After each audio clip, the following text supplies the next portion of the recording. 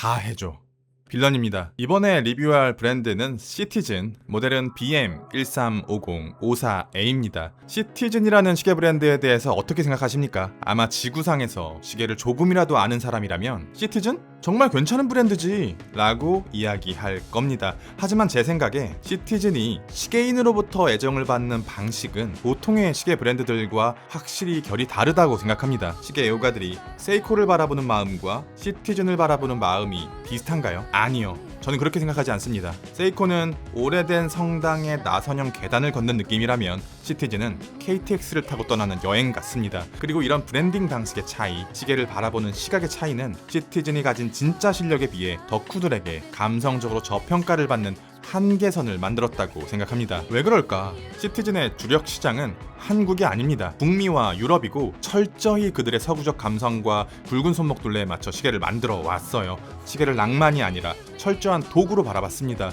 그러다 보니 자신들이 가진 기술력을 어떻게든 보여주는 데만 집중했고 시계의 사이즈는 커졌고 온갖 기능과 문구가 추가될 수밖에 없었던 거죠. 게다가 시티즌은 흔한 감성팔이조차 잘 하지 않습니다. 수천 수억짜리 명품 시계 브랜드들이 오랜 기간 빌드업해온 낭만과 헤리티지라는 거품을 시티즌은 팔지 않거든요. 오직 기술력과 실용성이라는 진짜 가치로만 승부해온 브랜드입니다. 하지만 바로 이 실용성과 기술이라는 고집이 시계 애호가들에게는 한편으로 늘 커다란 장벽이었습니다. 그러면 빌런아, 돌려 말하지 말고 네가 시티즌한테 원하는 게 도대체 뭐야? 저 같은 사람들이 시계 브랜드들에게 끊임없이 요청하는 공통적인 해줘들이 있습니다. 작게 해줘. 다운사이징입니다. 사실 다운사이징은 꽤 오래된 트렌드예요. 저는 대략 2017년 정도부터 다운사이징이 시작되었다고 생각하는데요. 그것이 하이엔드에서 럭셔리, 아래 TME 같은 중저가 브랜드까지 내려오는데 상당히 오랜 시간이 걸렸습니다. 지금 45mm 사이즈의 시계는 거의 멸종했고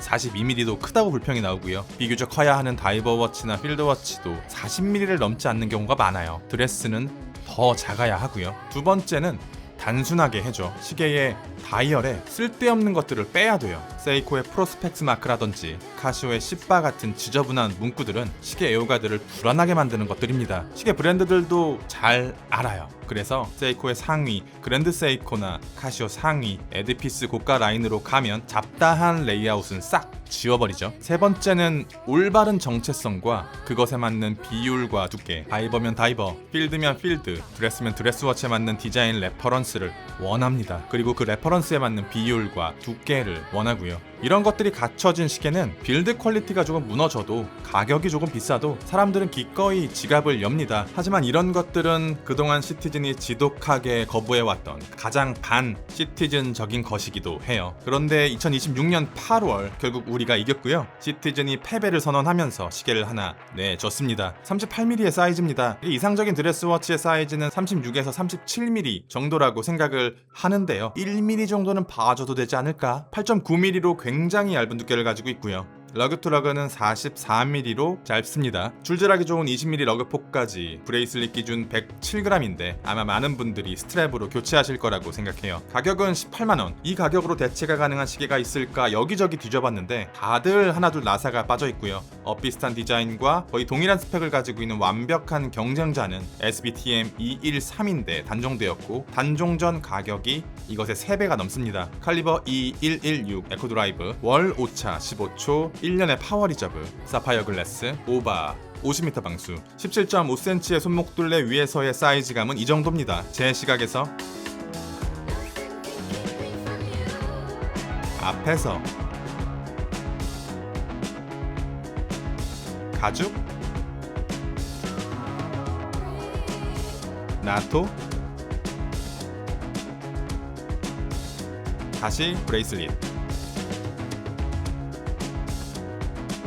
다이얼의 색상이나 사이즈, 밸런스, 어떤 줄질이든 전부 소화해낼 수 있는 조건을 갖추고 있는데요. 드레스워치임에도 이상할 정도로 브레이슬릿이 잘 받습니다. 이 모델의 다이얼은 블랙, 블루, 화이트 세 가지 색상으로 나왔거든요. 저는 흰판을 골랐어요. 물론 색상은 개취입니다만 흰판을 선택한 제 논리는요. 에코드라이브 시계는 다이얼이 2개입니다. 눈에 보이는 다이얼이 하나 있고요. 그 아래에 빛을 흡수하는 판이 하나 더 있어요. 아래에 있는 판이 빛을 받아야 시계가 돌아가고요. 그래서 에코드라이브 다이얼은 색상을 완전히 불투명하게 못 만들어요. 투명한 충전판의 깊이감, 플라스틱 수지 같은 독특한 반사 질감, 충전 다이얼의 미세한 그물망, 이런 것들이 겹쳐 보이면서 약간의 인공적인 느낌을 주게 되거든요. 그런데 이런 단점들이 흰판에서는 가려지거나 더 매력적으로 보이게 되는 것 같더라고요. 눈이 물로 변하기 직전의 느낌과 되게 비슷해요. 그리고 이 가격대의 사파이어 글래스의 낮은 퀄리티도 흰판이 어느 정도 흡수를 해주고요. 이 다이얼은 한마디로 심플리시티, 다이얼 위에 필수적인 요소 브랜드 이름을 제외하고서는 아무것도 없습니다. 쿼츠니, 에코드라이브니, 방수니, 잡다한 글자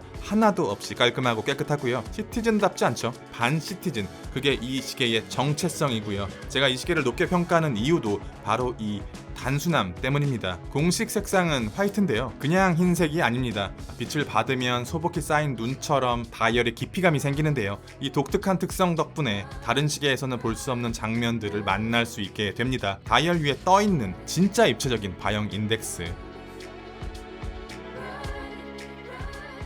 그랜드 세이코나 더 시티즌처럼 인덱스 하나하나를 보석처럼 갈고 닦은 수준은 아니지만 가격을 생각한다면 이 정도는 엄청난 혜자 수준의 마감이라고 생각하고요. 시티즌 브랜드명 아래에는 그림자가 지게 되고요. 데이트는 다이얼의 색상과 톤을 맞춰줬는데 조금 깊숙이 들어가 있어서 데이트의 낯빛이 살짝 어두워 보이는 것 같습니다. 완전히 불투명한 화이트분 인덱스가 챕터링을 대신하고 있는데 반투명한 에코드라이브 다이얼과의 약간의 이질감은 조금 아쉽습니다. 시침의 끝과 시간 인덱스, 분침의 끝과 시간 인덱스와의 이상적인 거리감, 정확하게 움직이는 초침, 육안으로는 잘 보이지 않지만 시계의 정보가 다이얼 하단에 숨어 있습니다. 케이스나 브레이슬릿의 빌드 퀄리티는 가격대를 크게 벗어나진 않습니다. 러그의 브러쉬드 마감, 미드 케이스의 브러쉬드 마감, 그리고 브레이슬릿 평범한데요. 완벽하게 잡힌 시계의 밸런스가 평범한 시계의 빌드 퀄리티를 기본 이상으로 만들어준다고 생각합니다. 시티즌이 도살자의 마인드로 모든 경쟁자들을 전부 죽여버릴 생각으로 만든 개사기 드레스워치라고 생각합니다. 빌드 퀄리티에만 집착하지 않는다면 고가 드레스워치를 상대로도 일정 부분 점수를 따올 수 있는 시계라고 생각하고요. 이게 국내에 정식으로 들어올지는 모르겠어요. 그런데 해외 직구를 해도 일주일이면 오고 관세를 무는 가격대도 아니라서 큰 부담은 없을 거라고 생각합니다. 리뷰는 여기까지. 빌런이었습니다. 감사합니다.